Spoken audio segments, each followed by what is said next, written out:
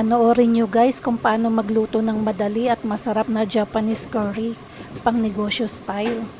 Pinainit ko lang muna ang aking kawali, tapos nilagyan ko ng mantika. Ilulubog ko lang sa mantika ang ginayat na puting sibuyas at carrots. Ilulubog ko lang ito hanggang sa mag-translucent.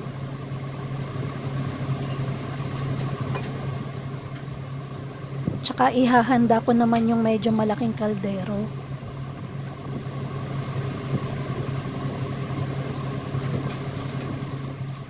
Dito, sa malaking kaldero ay paghahaluin ko ang mga pampalasa, gaya ng butter,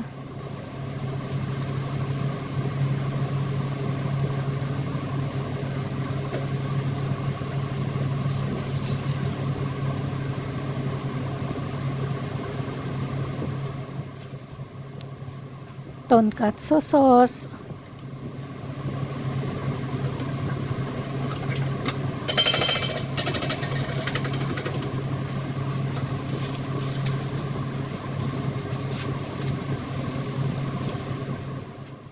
ketchup,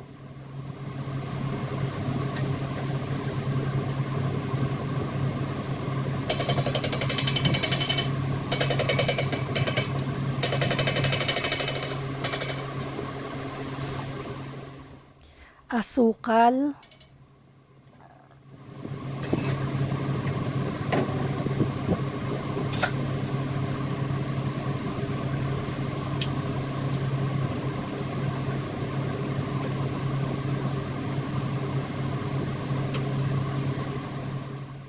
soup stock,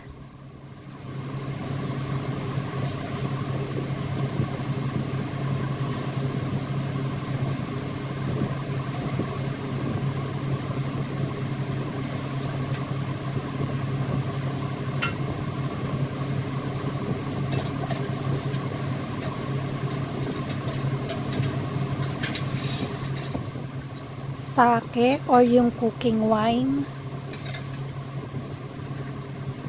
at saka yung mirin or yung sweet sake. Isasalang ko na sa apoy, hahalu-haluin at pakukuluan lang.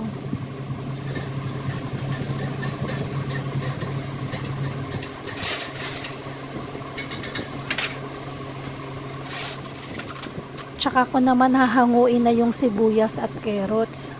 Sasalain ko lang muna ito para hindi na sumama yung mantika.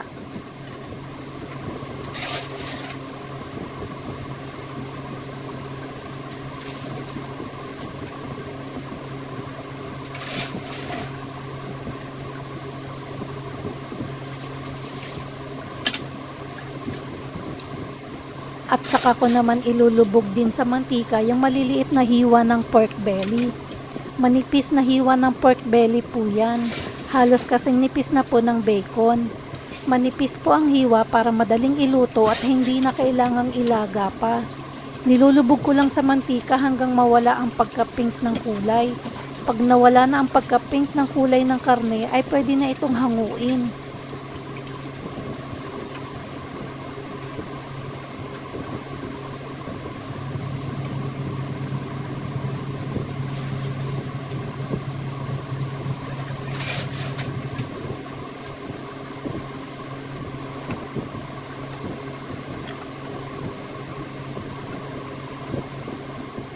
Hahaluan ko nga din po pala ito ng asin at saka ng curry powder.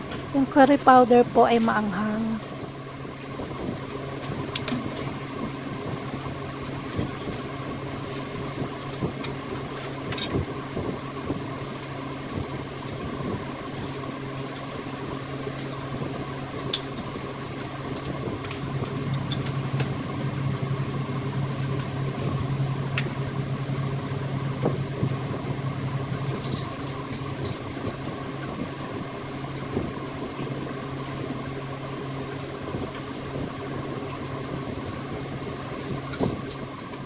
At ihahalo ko na din sa malaking kaldero yung sibuyas at carrots. At isusunod ko na din itong piniritong baboy. Isasala ko lang din muna ito para hindi na sumama ang mantika. Pakukuluan or isisimmer ko yan sa loob ng 10 to 15 minutes.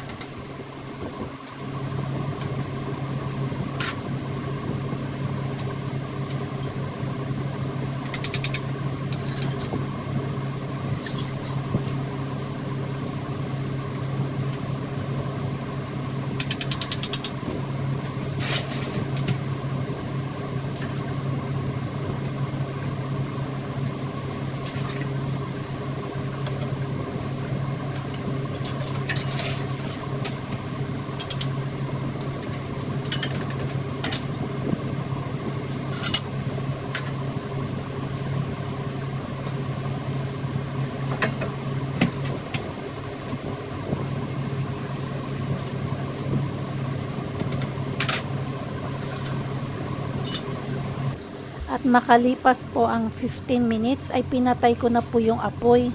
At ihahalo ko na itong instant curry flakes. Ihahalo ko lang ito ng mabuti hanggang sa lumapot at wala nang buo-buong curry flakes na makikita. And it's done cooking na.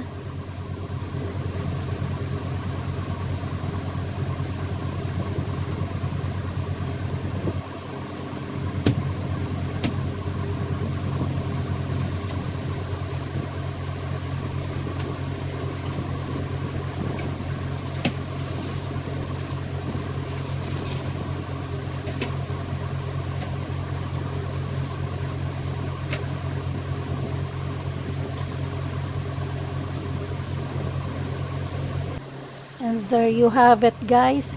Pwede nyo na siyang ilipat sa mas maliit na lalagyan at palamigin at pwede nyo itong i-restock sa inyong ref sa loob ng 1 linggo. Hanggang dito na lang po muna at medyo nabibisan niya po ang kusinera. Please share and follow me guys if you like my video. Thanks for watching.